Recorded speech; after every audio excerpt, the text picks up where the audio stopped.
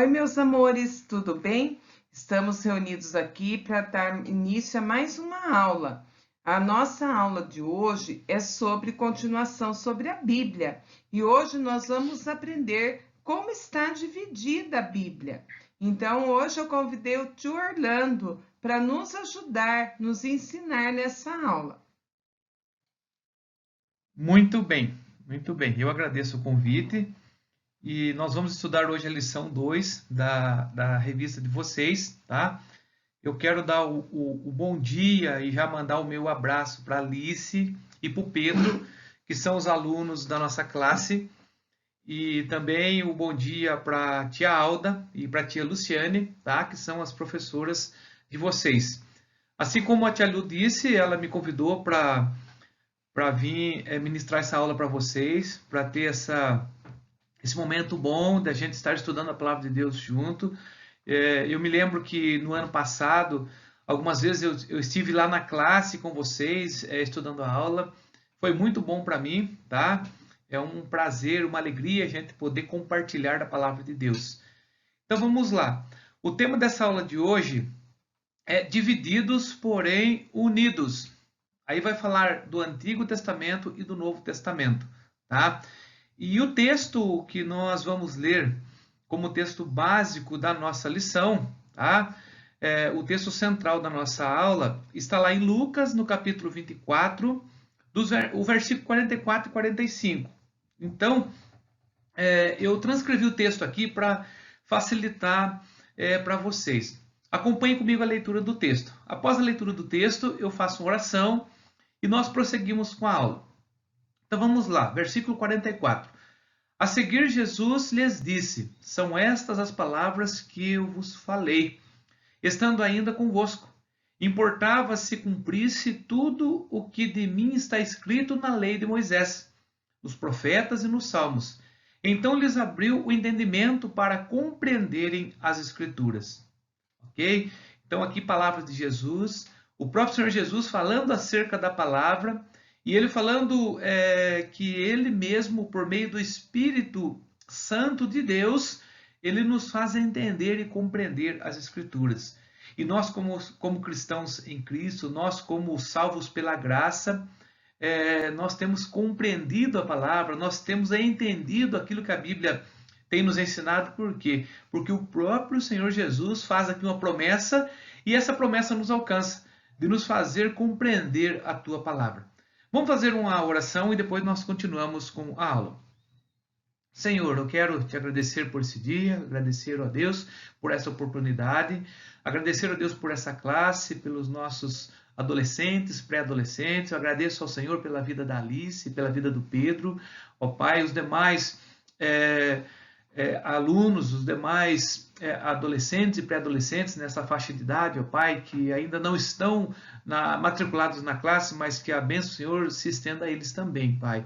Que nesse dia, Senhor, o Senhor nos abençoe, nos faça compreender a Tua palavra, ó Deus, e que seja uma bênção, ó Deus, para a vida dos nossos queridos alunos, ó Pai, e para a vida da igreja. Sabemos, ó Pai, da grande importância, ó Pai, da participação de todas as faixas de idade na igreja do Senhor. E sabemos também, ó Pai, que o Seu amor alcança todas as idades. Agradeço em nome de Jesus e peço o Teu perdão por todos os pecados, meu Deus, em nome de Jesus. Amém. Vamos lá. Aqui eu trouxe para vocês uma imagem de um advogado. Ele está lendo um testamento para uma família. Vocês percebem ali que quem está de pé ali é o advogado. Ali, por certo, tem o vovô, pai e mãe. Quem sabe ali os netos já com criança no colo. Então, o advogado ele está lendo esse testamento. E o que significa o testamento aqui nesse contexto? O testamento requer que alguém morra para poder ser aberto. Ou seja, esse testamento vai ser aberto depois que o patriarca morrer, depois que o ancião da família morrer, para que a família receba a herança. Ou seja, então, tudo aquilo que ele conquistou na sua vida, ele vai colocar nesse testamento e ele vai deixar nesse testamento o que vai ficar para cada herdeiro. Tá? Então, o testamento também significa pacto, um acordo ou uma aliança.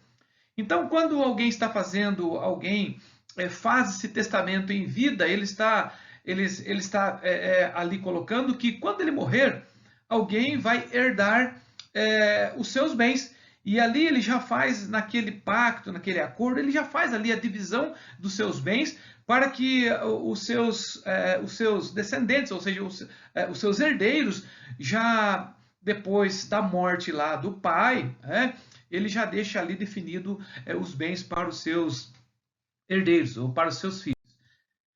Essa próxima imagem demonstra aqui o casamento, o momento das alianças no casamento.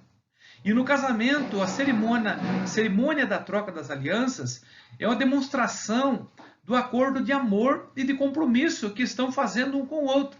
Ou seja, então, naquele momento ali, o casal, tanto o homem quanto a mulher, eles assumem esse compromisso, eles selam esse compromisso e a aliança representa esse selar de compromisso, esse acordo de amor que eles estão fazendo naquele momento. O que será que isso tem a ver com a nossa aula? Então nós vamos prosseguir com a aula, vamos ver alguns textos, vamos estudar um pouco acerca das Escrituras, acerca da Bíblia, e tanto do Antigo quanto do Novo Testamento. E nós vamos compreender então essas relações do testamento que nós vimos ali, o testamento relacionado com a herança, e também aqui essa aliança é representada aqui pelos anéis, e que o casal eles assumem esse acordo, esse compromisso de amor no momento do casamento. Então vamos lá. Aqui nós temos uma imagem da Bíblia, a Bíblia, a palavra de Deus. Então Deus, ele nos deu a sua palavra, a Bíblia. A Bíblia é a palavra de Deus. Para quê? Para Deus se comunicar conosco. Ou seja, meus queridos, algum momento da vida vocês vão ouvir assim, vamos lá para a igreja tal, que Deus vai se revelar, que tem um pastor lá que faz revelações. Não acreditem nisso. Sabe por quê? Porque Deus se revela a todos nós por meio da sua palavra. Vocês sabiam que por meio desta aula Deus está se revelando a nós? Porque a Bíblia, a palavra de Deus, é Deus se revelando a nós. A Bíblia é Deus falando ao nosso coração. Então ela serve para nos ensinar a verdade.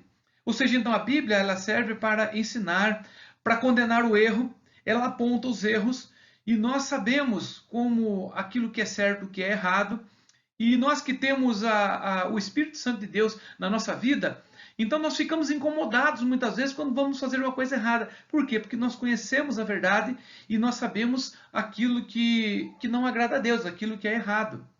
Então, ela corrige as nossas faltas, ela nos faz entender a necessidade de nós confessarmos os nossos erros, confessarmos os nossos pecados, na certeza, preste atenção, tem um texto na palavra de Deus, está lá em 1 de João, capítulo 1, versículo 9, diz que se nós confessarmos os nossos pecados, Deus é fiel e justo para nos perdoar, para nos purificar de toda impureza. Então a Bíblia também, ela nos ensina a viver de maneira certa, a viver de maneira que agrada a Deus. E aqui, meus queridos, eu separei mais um texto, e todos os textos eu escrevi aqui, tá? Para vocês acompanharem comigo. 2 Timóteo, capítulo 3, o versículo 16. Olha o que diz. Toda a escritura é inspirada por Deus e útil para o ensino, para a repreensão, para a correção, para a educação na justiça. Então, toda a escritura foi inspirada por Deus. Ou seja, ela foi escrita por homens, tá? Mas esses homens tiveram a inspiração de Deus. Ou seja, Deus, ele falou, Deus se revela a nós por meio desses homens que ele escolheu. E também algumas mulheres. Nós vemos lá que no Antigo Testamento tem alguns livros com o nome de mulher. Ruth, por exemplo. Então nós vimos ali que Deus inspirou esses homens e essas mulheres para escrever a Bíblia, escrever a sua palavra. Interessante que ela é útil para o ensino, ela é útil para a repreensão, ou seja, para a correção e para a educação na justiça. Então a Bíblia é um livro pedagógico, é um livro de ensino, é um livro que nos faz conhecer o escritor, é um livro que faz entender que aquilo que está escrito, que todas as recomendações do livro é para o nosso bem. Que tenhamos uma vida de paz, vivamos bem com todas as pessoas, tenhamos bons relacionamentos, saibamos filtrar as nossas amizades. Por certo, vocês que são ainda muito jovens, ainda entrando na adolescência, vocês vão entender isso, que muitas vezes há muitos amigos de vocês, colegas lá na escola, que vocês vão ter que tomar cuidado, porque nós que recebemos o ensino da palavra de Deus, nós não podemos nos relacionar com todas as pessoas. Há pessoas que vão prejudicar a nossa vida, prejudicar o nosso crescimento espiritual. E isso nós vamos conhecendo no ensino da palavra de Deus, como eu disse, que é um livro pedagógico, é um livro que nos ensina, é um livro onde o seu escritor, ele por total amor a nós, ele escreveu esse livro para o nosso bem, para o nosso ensino. Tá bom? Vamos lá. Então a Bíblia ela tem 66 livros no seu total. São 39 livros no Antigo Testamento e mais 27 livros no Novo Testamento. Então lá no Antigo Testamento, dos 39 livros, a divisão fica assim. São 5 livros chamados Pentateucos, tá? Os 5 primeiros livros. Depois tem 12 livros históricos. Aí tem 5 livros poéticos e 17 livros proféticos. E dos proféticos são 5 livros dos profetas maiores e depois 12 livros dos profetas menores. Tá? Não pensem que esses profetas maiores e menores são relacionados a tamanho. Profeta é profeta maior. Nem no tamanho e vamos dizer assim, nem que um vale mais que o outro. Tá? Todos são profetas. Alguns são maiores porque Deus proferiu a eles um tempo maior de profecia, ou maiores profecias, e outros menores, tá? Que são profecias menores, mas vamos dizer assim, no mesmo teor e na mesma igualdade que foi imposta por Deus, ok? E no Novo Testamento são 27 livros, que os 4 primeiros livros são os Evangelhos, depois tem um livro histórico, que é o livro de Atos dos Apóstolos, e aí depois tem as 21 cartas, tá? E um livro da Revelação, o Apocalipse, que é o livro de Apocalipse. Tá? Então, vamos lá. Vamos falar um pouco do Antigo Testamento. O Antigo Testamento conta a história do começo de todas as coisas. O começo do mundo, né, a criação do mundo, a criação do homem, o início lá dos povos e principalmente o povo de Deus. Se nós lermos lá os livros, o Pentateuco, os 5 livros, nós vamos conhecer toda a trajetória do povo de Deus, desde Adão e Eva até o povo ser libertado lá do Egito. O livro de Deuteronômio ele encerra com a libertação do povo de Deus lá do Egito. Tá? E também nós temos as mensagens dos profetas, os profetas que falam da vinda do Filho de Deus ao mundo, do Senhor Jesus.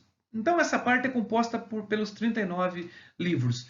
Mas para nós entendermos, o Antigo Testamento, ele anuncia Jesus desde Gênesis. Desde Gênesis, todas as passagens do Antigo Testamento apontam para Jesus.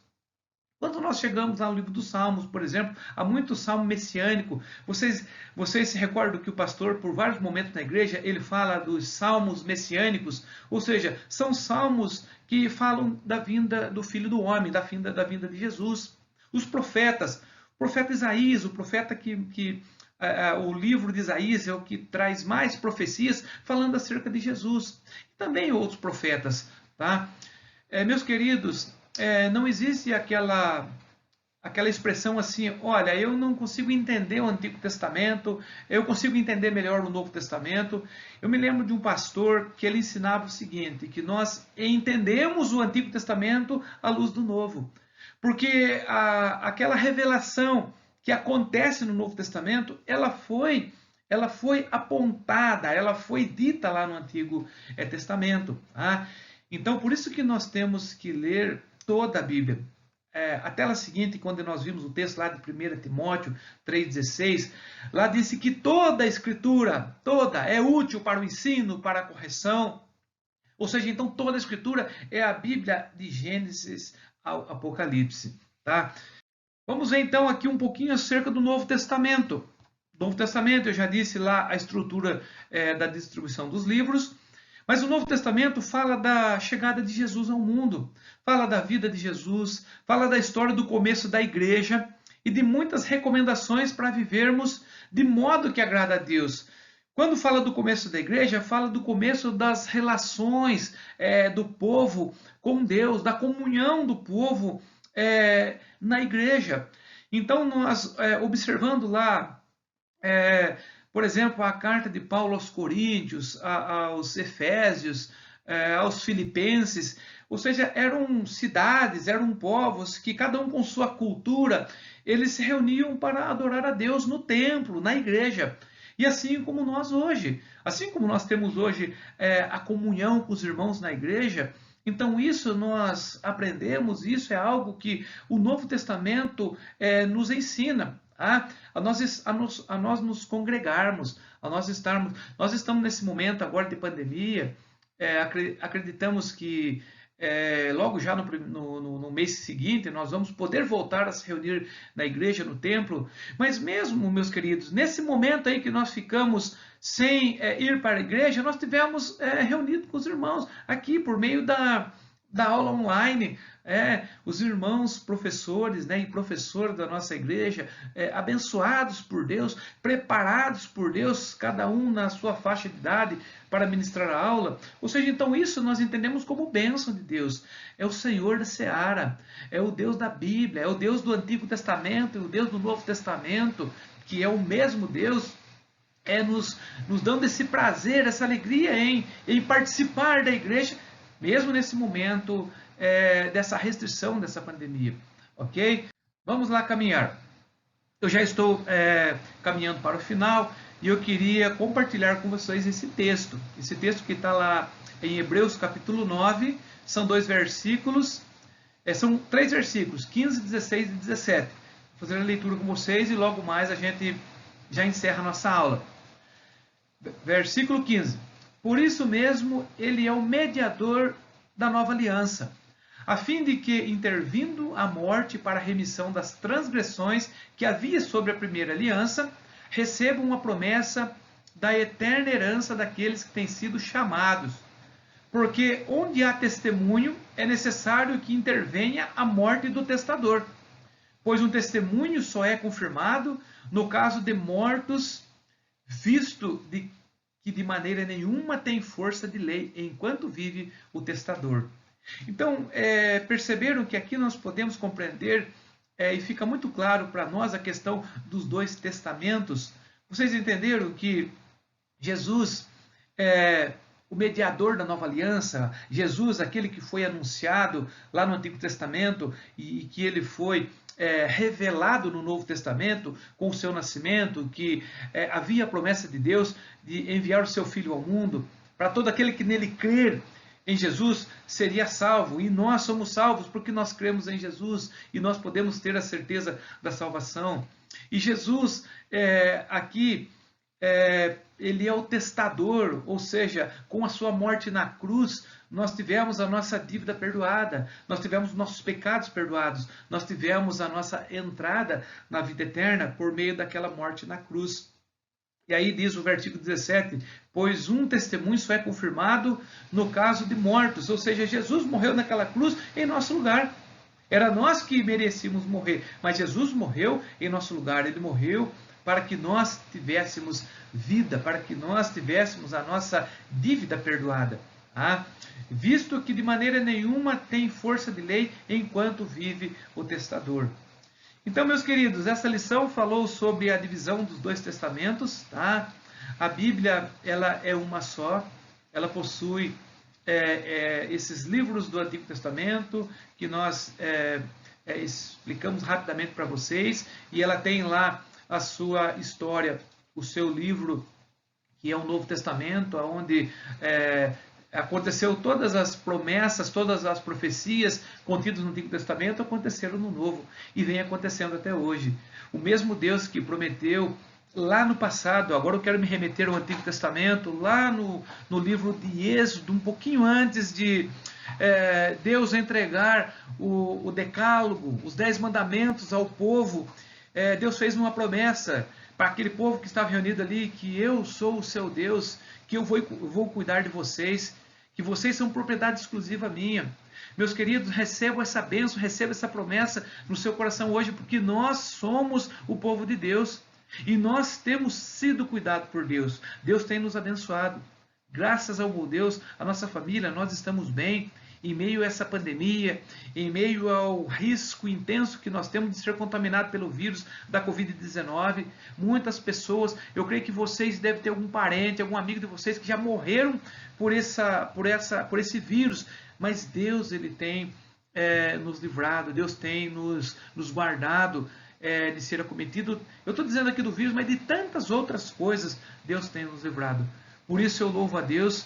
E mais uma vez eu quero agradecer a oportunidade de falar com vocês e dizer que vocês são uma bênção na igreja. Por isso, mantenham-se firmes, não desanimem, participem de todos os trabalhos da igreja. Por certo, quando vocês atingirem a idade adulta, vocês vão ter bastante conteúdo, porque vocês, desde essa idade, vocês estão ali na faixa da pré-adolescência, mas vocês já estão aprendendo acerca da palavra de Deus. Isso é muito bom, e eu creio que Deus, Jesus, o nosso Salvador, se alegra lá nos céus pela participação de vocês na vida da igreja. Amém? Feche os seus olhos, vamos fazer uma oração para encerrarmos. Senhor, eu agradeço pela bênção desse dia, pela bênção desse tema, dessa lição, pelos nossos queridos adolescentes, ó Deus, pela vida da nossa igreja. Agradeço a Deus porque o Senhor tem abençoado, o Senhor tem sustentado, o Senhor tem, ó Pai, nos livrado do mal, das tentações desse mundo. E que a Tua palavra, ó Deus, desde o Antigo Testamento até o Novo Testamento, ó Deus, como o Senhor nos ensina, ó Deus, que ela é útil para o nosso ensino, para a correção dos nossos erros, para nos educar, e nós queremos, ó Pai, ser doutrinados, educados na Tua palavra. Agradeço em nome de Jesus e perdoa, Senhor, os nossos pecados. Eu oro e agradeço em nome de Jesus. Amém. Deus abençoe vocês, um ótimo domingo. A tia Lu vai dar aqui também despedir de vocês. Tchau, meus amores. Espero que vocês tenham gostado e aprendido muito. A professora aqui também aprendeu muito. Não esqueçam, agora a tia Alda vai fazer uma chamada no grupo para a gente corrigir as tarefas, tá bom? Um beijo. Tchau, Deus abençoe vocês.